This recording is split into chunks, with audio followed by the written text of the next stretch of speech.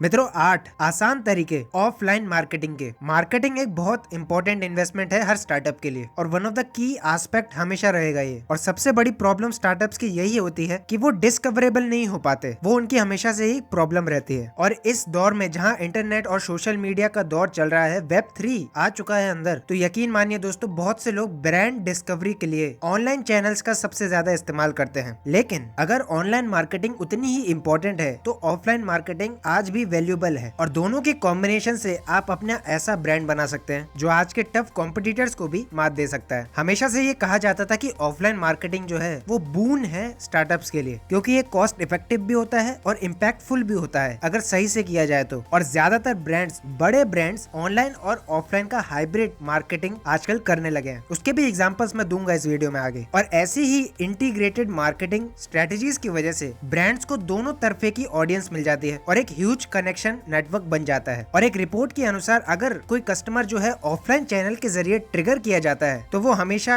उस offline brand की online presence को जरूर देखने जाएगा एक बार। तो इससे हम ये समझ सकते हैं कि ऑफलाइन मार्केटिंग भी ऑनलाइन की तरफ एक ट्रिगर पॉइंट होती है जिससे आपको डायरेक्ट ट्रैफिक मिलता है। इससे हमारी एक और सबसे बड़ी प्रॉब्लम सॉर्ट आउट हो जाती है कि ऑफलाइन मार्केटिंग ऑनलाइन मार्केटिंग जितनी इफेक्टफुल नहीं है। तो आइए जानते हैं कुछ आसान और इफेक्टिव तरीके ऑफलाइन मार्केटिंग के। याद रखना दोस्तों, भले ही ये तरीके पुराने हों लेकिन मैं इसको नए तरीके से इम्प्लीमेंट करने को समझाऊंगा आपको, तो स्किप मत करना। पहला आता है लेवरेज प्रोडक्ट पैकेजिंग। अगर आपका एक फिजिकल प्रोडक्ट है या प्रोडक्ट पैकेजिंग है मार्केट के अंदर, तो वो कैसे औरों से अलग हो सकती है, वहाँ पर ये मार्केटिंग काम करती है। कैसे आप एक यूनिक कैची प्रोडक्ट पैकेजिंग बना सकते हैं, उस सब कुछ डिपेंड करता है आपके चैनल इफेक्टिव कैसे काम करेगा मार्केट के अंदर, ताकि लोगों के माइंड पर भी इम्पैक्ट पड़े। इसका सबसे बड़ा एग्जाम्पल है पेपर बोट। अपने यूनिक ड्रिंक्स की वजह से तो ये जाना जाता ही है, लेकिन इसकी पैकेजिंग आई कैची है और इजी टू हैंडल है। और उससे भी तीसरी बड़ी बात, इको फ्रेंडली पाउचेस ये बनाते हैं जो कि सीधा सीधा ब्रांड का फोकस उस टारगेट ऑडियंस पे है जहाँ पर सिंप्लिसिटी, चाइल्डहुड मेमोरीज और लोगों को अपने समय में वापस भेजने की चाह में ये प्रोडक्ट पैकेजिंग करते हैं पेपर बोट। उनके डिजाइन पाउचेस ऐसे डिजाइन किए जाते हैं जहाँ पर पेपर कट का शेप आता है जो कि इनका डिजाइंड सिंबल है, यानी कि एक ऐसा डिजाइन जहाँ पर लोगों को लगे कि आप उसको स्क्वीज कर रहे हैं। और यहीं से हमारा दूसरा मार्केटिंग चालू हो जाता है, combination of online offline activities. ये बहुत ज्यादा चलने लगी है आजकल दोस्तों। इंडिया का मुझे पता नहीं, लेकिन हमारे रिसर्च से पता चला कि यूएस, यूरोप और ऑस्ट्रेलिया में ये काफी ज्यादा पॉपुलर बनता जा रहा है। तो आखिर ये काम कैसे करता है? देखिए दोस्तों, इंसान की एक साइकोलॉजी होती है और इंडियन साइकोलॉजी ये कहती है कि वो हमेशा डिस्काउंट्स और सस्ते माल के पीछे ही जाएंगे। और हाल ही में अश्नीर ग्रोवर ने कहा, Indians are the world's most spoiled customers. Indian customers कैसे हैं और क्या है,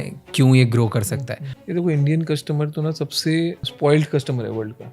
और वो भी इसी वजह से, क्योंकि यहाँ पर आपको सस्ता माल चाहिए, डिस्काउंट पे चाहिए और जल्दी चाहिए। तो यहाँ से ये स्ट्रेटेजी निकल के आती है। यानी आप इसका कॉम्बिनेशन भी बना सकते हैं ऑनलाइन और ऑफलाइन मार्केटिंग का। बताता हूँ मैं क्या है स्ट्रेटेजी वो। सबसे पहले मैं एक एग्जांपल दे देता हूँ आपको। 2014 विंटर ओलंपिक्स, वहाँ पर सोची ने एक प्रमोशनल कैंपेन चलाया। अगर आपको एक स्पेशल ट्रेन टिकट लेनी है तो आपको वहाँ पर 30 स्लॉट्स लगाने हैं और आपको डिस्काउंट मिल जाएगा 30% का, जो कि बहुत लोगों ने इसका फायदा उठाया। भले ही आपका शॉर्ट टर्म में नुकसान जरूर होगा, लेकिन लॉन्ग टर्म में लोग आपको याद रखेंगे अगर आपके प्रोडक्ट में दम है तो। इसका एक और एग्जांपल मैं आपको देता हूँ और उससे पहले इसका टेक अवे बताता हूँ कि इससे फायदा क्या होगा, क्योंकि सबको पसंद है मुफ्त की चीजें। लेकिन अगर आप अपनी ऑडियंस को वो मुफ्त की चीज देने से पहले कुछ करवा सकते हैं तो वहाँ उनके माइंड पे इम्पैक्ट पड़ता है, जिससे आपकी मार्केटिंग कैंपेन जो है वो और मजेदार और मेमोरेबल बनती है उस कस्टमर के जहन में। अगर मैं एक और एग्जांपल दूं, अगर आप एक रेस्टोरेंट स्टार्टअप खोल चुके हैं तो वहाँ आप इस चीज का फायदा बहुत तेजी से उठा सकते हैं। जैसे कि हम जानते हैं कि रेस्टोरेंट स्टार्टअप्स जो हैं वो हाई फीस चार्ज करने के लिए जाने जाते हैं और लोग जल्दी से उनकी मार्केट में नहीं आ पाते, या यूं कहें उनकी प्राइस रेंज में नहीं आ पाते। एग्जांपल के तौर पे स्टारबक्स, शेक इट बेबी, ये कुछ ऐसे स्टार्टअप्स हैं जिनकी फीस बहुत ज्यादा रहती है हर प्रोडक्ट के लिए। तो वहाँ ऐसी मार्केटिंग होना बहुत जरूरी हो जाता है, जहाँ पर आप चैलेंज के तौर पर लोगों को कह सकते हैं कि अगर आप हमारी ऐप में जाके हमारे प्लेटफॉर्म को रेफर करते हैं तो आपको 10% का बोनस मिल जाएगा। और यकीन मानिए दोस्तों, लोग कर भी देंगे। तो इससे आपको दो फायदे होंगे, रेफरल तो जाएगा ही, आपका कस्टमर नेटवर्क बढ़ेगा और इंगेजमेंट बढ़ेगी आपके उस कस्टमर के साथ, क्योंकि आपने उसे 10% का बोनस दिया। बढ़ते हैं हमारी तीसरी मार्केटिंग की तरफ, जो कि आजकल बहुत ज्यादा ट्रेंड में है और इसका इस्तेमाल हमने बहुत सारे स्टार्टअप्स में देखा है। लेकिन हम बात करते हैं आज ऑफलाइन मार्केट की। डेटा इन्फोग्राफिक्स ऑफलाइन मार्केट में भी उतना ही इम्पोर्टेंट है जितना ऑनलाइन मार्केटिंग में। यकीन मानिए दोस्तों, कस्टमर आपके नंबर्स देखता है आपके प्लेटफॉर्म पे आने से पहले। एग्जाम्पल के तौर तौर पे अगर आप कोई फिल्म देखने जा रहे हैं तो आप उसकी रेटिंग जरूर चेक करते हैं, या किसी कंपनी में एज एन एम्प्लॉय बनने जा रहे हैं तो आप उसको जरूर एग्जामिन करेंगे, फीडबैक्स चेक करेंगे। तो इससे कंपनीज अपनी नई मार्केटिंग को इजाद करते हैं। आपको मैं एक रियल लाइफ एग्जांपल देता हूँ। एक फिल्म आई थी जहाँ पर कितने पेशेंट्स ठीक हुए उनका नंबर वो हर लाइव अपडेट के दौरान डिस्प्ले करते रहते हैं, ताकि लोगों के मन में एक भाव बन जाए कि हाँ यहाँ पर इतने लोग ठीक होते ही चले जा रहे हैं भाई, तो हमारा भी नंबर आ ही जाएगा। और ऐसे ही डेटा की मदद से बहुत सी कंपनीज ऐसा काम कर रही हैं। अगर आपका कोई B2B स्टार्टअप है या B2C स्टार्टअप्स है या कोई रेस्टोरेंट बिजनेस भी है, तो आप वहाँ पर अपने कस्टमर्स का डेटा शो करके उनके फीडबैक को दिखा सकते हैं, जिससे लोग अगली बार आने से पहले सोचेंगे नहीं, सीधा आ जाएंगे। और ये रेटिंग सिस्टम को आप ऑनलाइन कैसे कर सकते हैं फ्री में, तो आपको गूगल बिजनेस अकाउंट में जाकर अपनी लोकेशन जरूर सेट कर देनी है, ताकि वहाँ से आपका बिजनेस अच्छे से डिस्कवरेबल हो पाए और फीडबैक भी लोग चेक कर सकें। फीडबैक लोग आपका ही चेक करेंगे ऐसा जरूरी तो नहीं है, लोग आपके कॉम्पिटिटर्स का भी चेक करेंगे। तो यहाँ से हमारी चौथी मार्केटिंग स्ट्रेटेजी निकल के आती है पार्टनरशिप। इसे हम ब्रांड कोलैबोरेशन भी कहते हैं और इसको एक और नाम से जाना जाता है। कमेंट बॉक्स में जरूर कमेंट करना।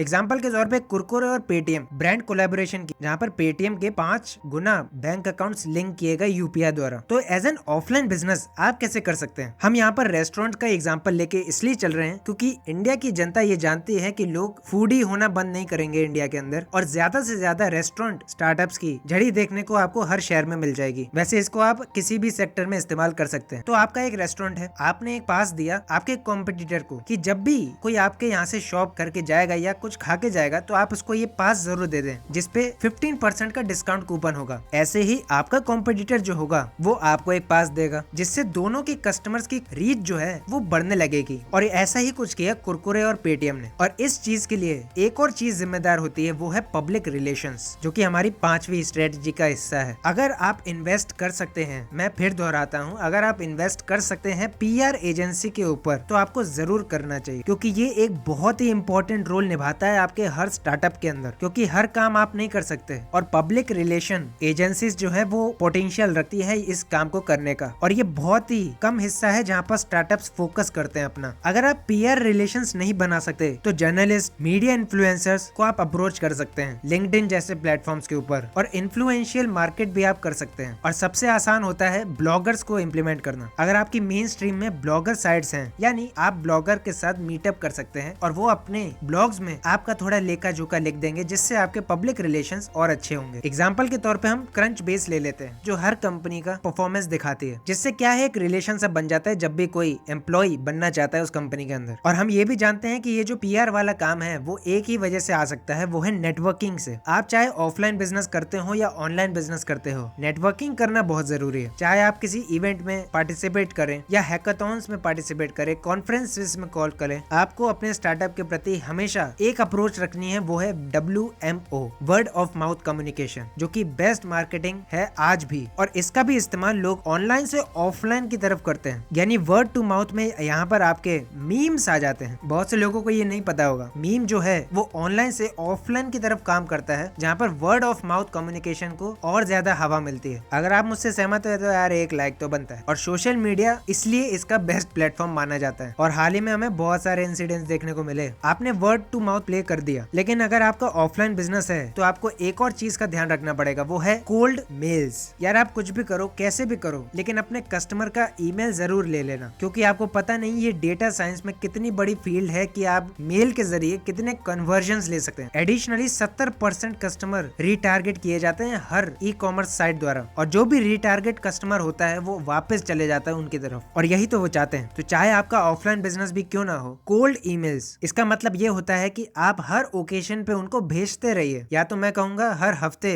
2 दिन कोई निश्चित कर लीजिए और उसी सेम यूजर को भेजते रहिए। इसके भी कई टूल आते हैं, मेलचिम्प उसमें से एक है। और उससे भी बड़ा एग्जांपल ये किटकैट ने अपने मेल पर किया, जिन्होंने एक इंटरेस्टिंग कैंपेन चलाई और इमीडिएटली ट्रिगर किया अपने एक्शंस को। और आजकल एक और चीज बहुत तेजी से चल रही है, मेल जिफ्स, यानी मेल के अंदर आपको ऐसे GIF देखने को मिलेंगे जो कि इंटरेक्टिव लगते हैं और आपके कन्वर्जन बढ़ाने के लिए बहुत मददगार होते हैं। इस पे एक डेडिकेटेड वीडियो आने वाला है, तो सब्सक्राइब जरूर कर लेना, बेल आइकन दबा देना, ऐसी वीडियोस आपके दर्शन होते रहेंगे। अगली स्ट्रेटजी पे आए तो आपको मैंने बोला था कि आपको स्पीकिंग इवेंट्स में जरूर भाग लेना चाहिए या अपना खुद का ही एक स्पीकिंग इवेंट बनाना चाहिए। लेकिन जल्दी से कैसे कर सकते हैं आप? ये टेस्ट करो अपने टॉपिक को। और टेस्ट कैसे करेंगे? आपके एग्जिस्टिंग कस्टमर्स और सैंपल ऑडियंस के साथ। दूसरा, दूसरा, वर्क ऑन स्पीकिंग स्किल्स, कैसे अपने कम्युनिकेशन बिहेवियर को और ज्यादा वास्ट कस्टमर तक पहुंचा सकते हैं और एक एडवांस कम्युनिकेटर बन सकते हैं। तीसरा, make a story line interesting. आप प्रोडक्ट नहीं बेच रहे, आप अपना स्टार्टअप का कोई सर्विस नहीं बेच रहे, आप स्टोरी बेच रहे हैं। तो जितनी ज्यादा कंपेलिंग आपकी स्टोरी होगी उतना ज्यादा आई कैचिंग आपके ऑडियंस को लगेगा। चौथा, वैल्यू डिलीवर कीजिए। अगर आप हंसाने के लिए कर रहे हैं तो हंसाइए, रुलाने के लिए कर रहे हैं तो रुलाइए। एक वैल्यू दीजिए जिससे कस्टमर आपका बन के रह जाए। पांचवा, डायलॉग्स को हमेशा ओपन रखिए, जो कि स्पीकर की एक बहुत ही रिलेटेबल और अप्रोचेबल चीज होती है। आप हर क्वेश्चन के लिए तैयार बैठे रहिए जो भी कस्टमर आपसे पूछते हैं, और उस पे एक बढ़िया सा डायलॉग आपके कस्टमर के इम्पैक्ट डालेगा। और अंत में दोस्तों स्ट्रेटेजी आती है गुरेला मार्केटिंग की, जिसके ऊपर मैंने पूरी वीडियो बना रखी है, आई बटन पे और डिस्क्रिप्शन बॉक्स पे वो मिल जाएगी। लेकिन अंत में मैंने कहा था कि मैं आपको प्रिंसिपल्स बताऊंगा, तो 4 प्रिंसिपल्स हमेशा याद रखना। कोहेरेंस, हमेशा अपनी ऑनलाइन और ऑफलाइन मार्केटिंग में लॉजिक ढूंढिए कि इसका क्या लॉजिक पड़ने वाला है। कंटिन्यूटी, इंटीग्रेटेड मार्केट कैंपेनिंग आपको चलानी है तो आपको कंटिन्यू रहना पड़ेगा अपनी कम्युनिकेशंस के साथ और अपने प्लान्स के साथ। कंसिस्टेंसी, ध्यान रखिए कि ऑफलाइन और ऑनलाइन मार्केटिंग एक मैसेज दे और एक टाइम पर दे। और कॉम्प्लीमेंट्री, आपके एफर्ट जो है वो कॉम्प्लीमेंट्री होने चाहिए, चाहे आप किसी भी चैनल पे किसी भी लेवरेज के ऊपर काम कर रहे हो। लेकिन अब भी इस वीडियो से मन नहीं भरा तो लेफ्ट वाली वीडियो में आपको और ज्यादा आइडियाज देखने को मिलेंगे और राइट वाली वीडियो में कुछ गुरेला मार्केटिंग के एग्जांपल्स। मैं मिलता हूँ आपको अगली वीडियो में, तब तक के लिए बी बिजी।